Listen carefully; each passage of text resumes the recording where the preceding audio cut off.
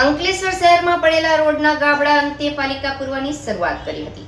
ગત રોજે અહેવાલ આવતા જ સવારથી પાલિકા દ્વારા જ્યોતિ સિનેમાથી લઈ ઠેર ઠેર ગાબડા પર મેટલ સાથે પોલીસ બોલ પાથરી હતી।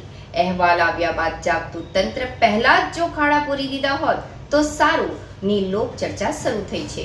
અંકલેશ્વર શહેરમાં પડેલા રોડના ગાબડા અંતે પાલિકા પૂરવાની શરૂઆત કરી હતી। ગત રોજે અહેવાલ આવતા જ સવારથી પાલિકા દ્વારા જ્યોતિ સિનેમાથી લઈ ઠેર ઠેર ગાબડા પર મેટલ સાથે પોલીસ પોલ પાથરી હતી। અહેવાલ આવ્યા બાદ જાગતું તંત્ર પહેલા જ જો ખાડા પૂરી દીધા હોત તો સારું ની લોક ચર્ચા શરૂ થઈ છે। અંકલેશ્વર શહેરના બિસ્માર્ક માર્ગો અંગે ગત રોજ અહેવાલ પ્રકાશિત કરી તંત્રએ તેની અનદેખી પ્રત્યે ઝંઝોડવામાં આવ્યા હતા।